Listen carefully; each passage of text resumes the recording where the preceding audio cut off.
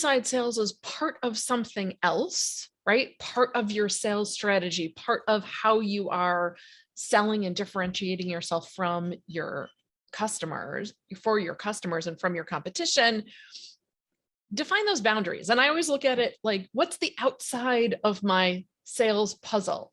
So I have the bigger picture and I have this little piece that's the inside sales piece, but I need to figure out what those boundaries are. Like, what is their role? What do I want them to accomplish?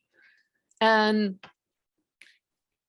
if it's nebulous, that's what your results are going to be, right? And Lynn, this is such a great point, because so oftentimes when, say, people own the business and they've been doing the sales and now they're growing, which is fantastic, and they're having to hire other people, I think oftentimes they do a really poor job in setting these expectations, and then they're disappointed in what the person does or doesn't do. So I think this is critical, whether you're a Fortune 50 and you've got a team, or you're the owner, you're growing and you're adding people to your team, and you don't really know sales yourself.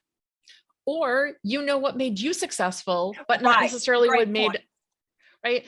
And that, I think, is the piece of the puzzle. Like, what do you want them to do? Because I've seen virtual sales, again, right, in my universe. I have done everything from the cold call through the account maintenance and management.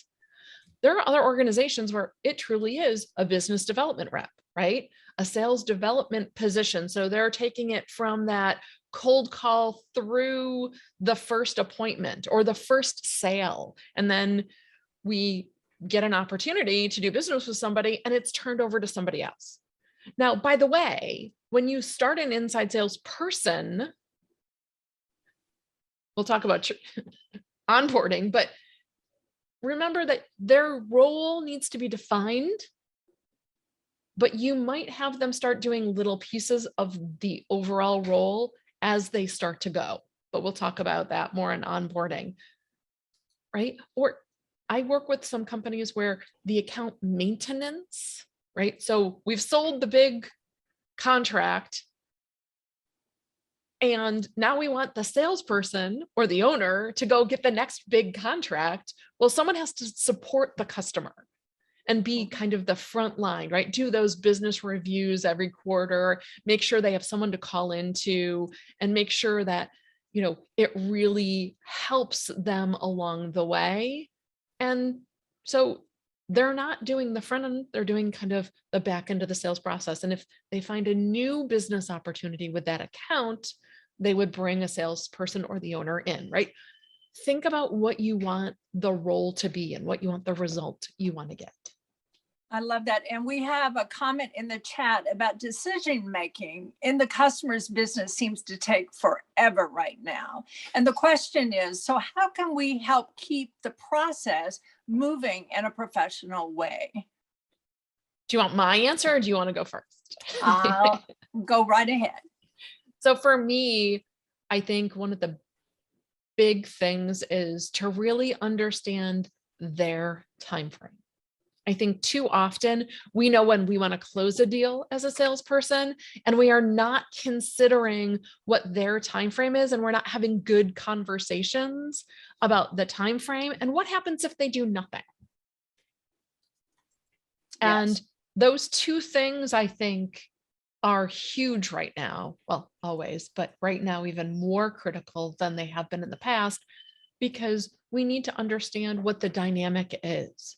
Do they need to make a decision, or would it make things better? I had somebody the other day say to me that they have a whole bunch of deals that are stalled because although they're not happy with their other service provider, it's not bad enough to do something about it yet, right? The roof is old, but it's not leaking. Yes. Well, one of the things that I find about this, and this, we're talking about a plan today, not starting without a plan. We're talking about the year. But one of the other things within a plan, bringing it down, through the filter to every day, every moment, is what I find is sales people just don't ask the questions. And so when I think of a plan, when I'm thinking about a call, it's like, what are the questions that I need to get answered now to give me those answers to know what to do next?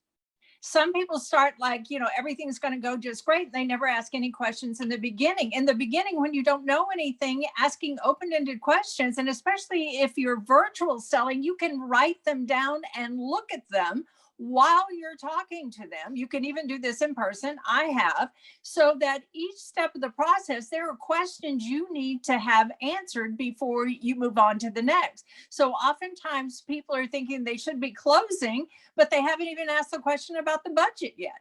And there may not even be a budget approved yet. They may be having a conversation with you thinking they'll do this in the third quarter, and you're thinking they'll do it next week. So, understanding, their expectations and what yours are and preparing for those, I think is really powerful. And I think the other piece of that questioning puzzle is to loop back around from a perspective of an inside sales universe. One of the great things is that we can absolutely ask them again. It's so easy to say, hey, last time we talked, this was what was going on. What does it look like now? Mm-hmm. And right, what's changed since our last conversation? What can we do differently today to make it better for you? Lynn, that is one of my things I tell people is, if you would start every conversation asking, has anything changed, or what, not, I was going to say, what has changed? What, if anything, has changed since the last time we spoke before we get started today? And to, take that in. We have another question here on what type of expectations should we set for the person selling virtually? And can we give examples of what those boundaries could be? So for me, I think that the boundaries around what the result you're looking for is. Like, are you looking for them to cold call? Or are you looking for them to do account management? Like, what are you looking for their responsibility to be? Exactly.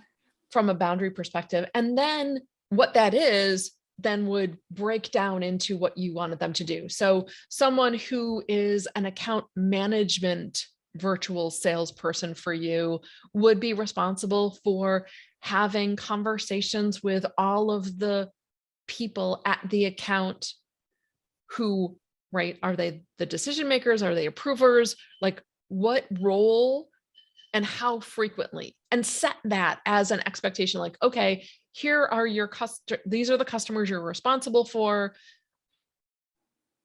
This is how often I expect you to have conversations with them. And I think I'm very clear on conversation versus calling.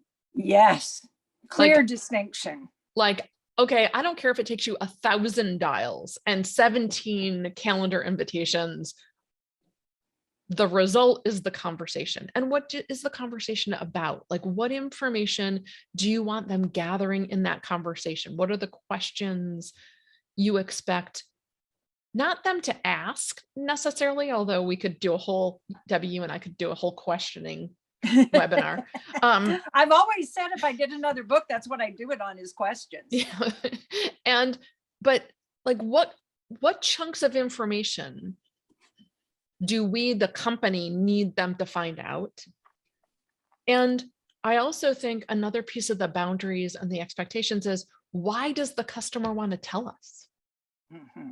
And that is missing a lot of times in organizations I work with, that, right, they're talking about business reviews. Well, you need to do a business review every quarter. Well, my customers don't want to talk to me. Okay, that means they don't find them valuable.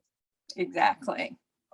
Okay, before we move on, one thing that came out just when you were talking there, that calling versus conversation, I have people ask me oftentimes, how many times should I call?